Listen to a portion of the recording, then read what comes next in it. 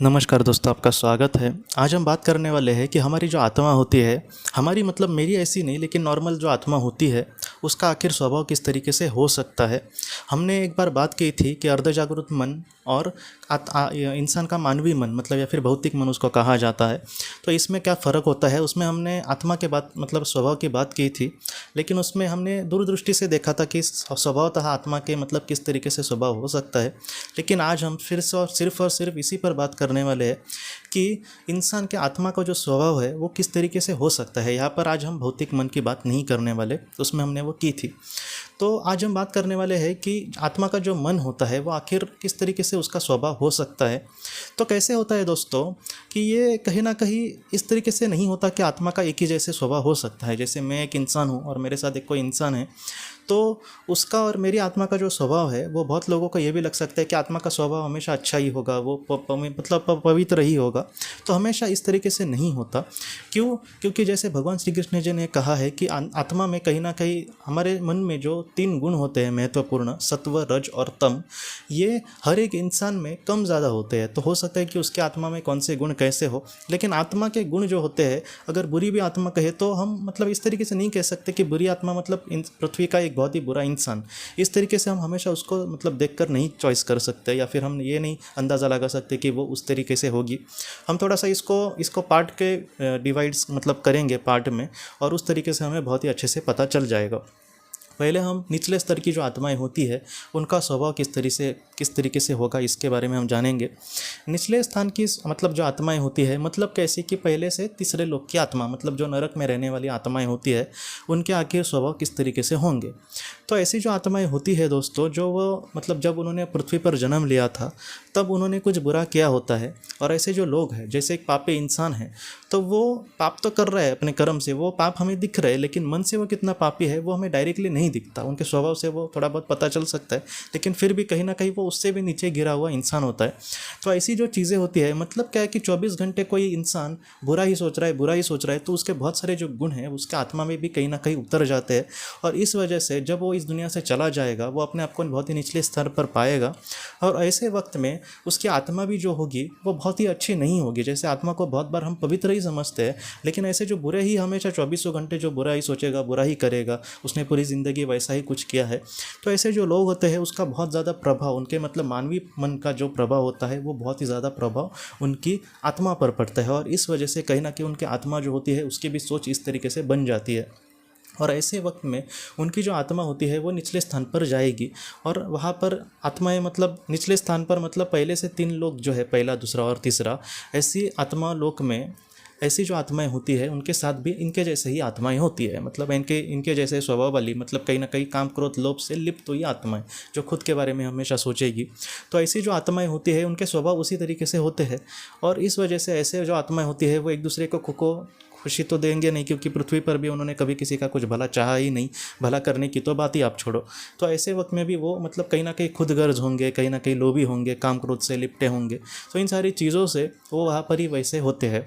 बाद में अगर थोड़े से ऊपर के लेवल की आत्मा मतलब कहीं ना कहीं चौथे लोक की, जो बहुत ही ज़्यादा पवित्र तो नहीं है और बहुत ही ज़्यादा नीचे मतलब गिरी हुई भी आत्मा नहीं है, तो ऐसी चौथी लोक की जो आत्माएं होंगी, जो नॉर्मल हम आत्मा उसको कह सकते हैं, हम उसको दूसरे परिभाषा में कहें तो न्यूट्रल, जो एकदम बहुत ही अच्छी भी नहीं है बहुत ही बुरी भी नहीं है, वो ठीक ठाक है। मतलब थोड़ा सा बुरी नहीं है, बुरे से थोड़ी सी अच्छी है, मतलब कहीं ना कहीं वो ठीक ठाक है, जिससे मतलब एकदम अच्छी नहीं लेकिन ठीक ठाक है, लेकिन वो बुरी नहीं है।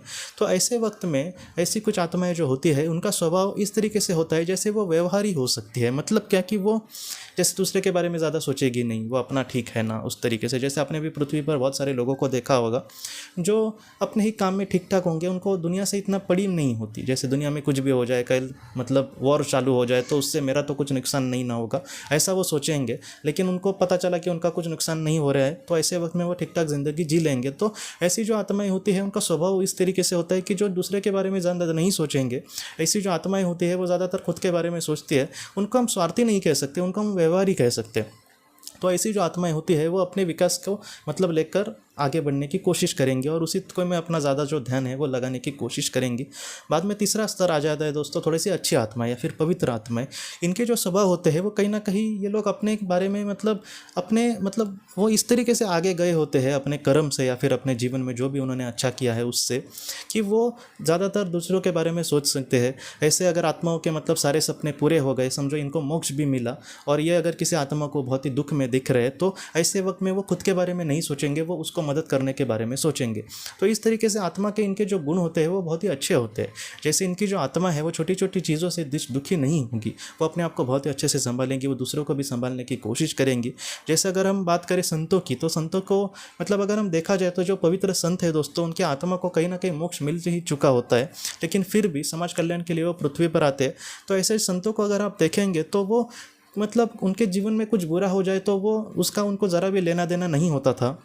लेकिन जब उन्होंने समाज में कुछ बुरा देखा, जैसे संत तुकाराम जी का एक उदाहरण है कि जहाँ पर उन्होंने उस वक्त बहुत ही ज़्यादा मतलब अकाल पड़ा था, तो उस अकाल में इन्होंने मतलब लोगों को मरते देखा खाने के लिए, तो इनको बहुत बुरा लगा। मतलब ऐसे लोग जो मतलब उनका खुद का कुछ बुरा हुआ तब इनको कुछ नहीं लग रहा, लेकिन समाज के लिए कहीं ना कहीं ऐसे लोग जी रहे होते। तो एकदम पवित्र जो आत्मा होती है, एकदम पवित्र इंसान की आत्मा, वो इनके जैसी होगी जो समाज में अपना सब कुछ योगदान देगी। अगर वो उनको बोले कोई कि आप अपनी जान से मतलब समाज को बचा सकते हो, तो एक दिन के लिए भी वो ज़रा भी नहीं सोचेंगे दुनिया के लिए। वो खुद मतलब नरक में भी जा सकते हैं, लेकिन खुद मतलब कहीं ना कहीं लोगों के काम आना चाहेंगे। एक जनक राजा जी की एक बहुत ही सुंदर कथा थी, मैं शॉर्ट में ही कहता हूँ आपको, इस पर मैंने पहले वीडियो भी बनाई थी, कि जनक राजा जो होते हैं उनको उनकी डेथ होती है, उनका कहीं ना कहीं मृत्यु हो जाती है, और उनको लेने के लिए हमेशा यमदूत ही आते हैं, लेकिन खुद यम ने सोचा कि नहीं, मैं ही इनको लेकर जाता हूँ। एक काल्पनिक कथा है ये। और जब यम जो है वो उनको लेकर जा रहे थे, उनके आत्मा को, तो एकदम मतलब प्यार से लेकर जा रहे थे। जनक राजा जी जैसे एक पवित्र इंसान को मतलब कैसे लेकर जाया जाएगा, तो वो इनका मतलब बहुत ही एकदम जैसे मतलब पता है ना कि किसी का हम सत्कार वगैरह करते हैं, तो ऐसे वक्त में उनको एकदम बहुत ही प्यार से लेकर जा रहे थे। लेकिन जो स्वर्ग का रास्ता था, अब इनको तो स्वर्ग ही मतलब लेकर जाएंगे, तो स्वर्ग में रास्ता जो था दोस्तों, वो उसके नीचे मतलब उसके कहीं ना कहीं स्वर्ग, ये ऊपर से ऐसे उड़ के जा रहे हैं वो आसमान से। तो उन्होंने देखा पहले कि वहाँ पर नर्क चालू हो रहा था और उसके बाद स्वर्ग आने वाला था। तो नर्क में इन्होंने देखा कि वहाँ पर मतलब बहुत सारी जो आत्माएं थी वो बुरी ही आत्माएं थी, और उन पर बहुत ही ज़्यादा मतलब दुष्टाचार किया जा रहा था यमदूतों के मतलब हाथों से, कि इन लोगों ने कुछ बुरा किया तो उनका छल किया जा रहा था उन बुरी आत्माओं का। तो जब जनक राजा वहाँ पर जा रहे तो उन मतलब वो जो आत्माएं थी वो जनक राजा को देख रही है, और उनको ये लग रहा है कि ये कितना पवित्र इंसान है, और उनको भी थोड़ा सा अच्छा लगा जनक राजा जो को देख कर कि कितना पवित्र इंसान है, काश हम भी उनके जैसे कर्म करते तो कितना अच्छा होता। तब जनक राजा जी ने ये कहा कि ये कौन है, मुझे बहुत बुरा लग रहा है इन मतलब आत्माओं को देखकर। तब यम जी ने ये कहा कि ये ऐसे आत्माएं हैं जिन्होंने बहुत ही बुरा कर्म किया पृथ्वी पर, और आज कहीं ना कहीं अपने कर्म की ये सज़ा भुगत रहे हैं। तो इन सारी चीज़ों से जनक राजा जी को बहुत बुरा लगा, और उन्होंने कहा कि मैं इनके लिए कुछ करने की कोशिश करूँ क्या, आप प्लीज़ मुझे एक मौका देना, मैं इनके लिए कुछ करना चाहता हूँ। मतलब ये यहाँ पर रहे ठीक है, लेकिन इनका ऐसा अत्याचार ना हो। तब जनक राजा जी को यम ने यह कहा कि आज ये अपने ही कर्म की सज़ा भुगत रहे हैं, ऐसा नहीं है कि हम इन पर अन्याय कर रहे हैं, इनके हर एक पाप को इनको बताया जा रहा है और उसके बाद इनको सज़ा दी जा रही है। लेकिन जनक राजा जी ने यह कहा कि आप बोल रहे हैं वो ठीक है, लेकिन मैं इस तरीके से नहीं देख सकता।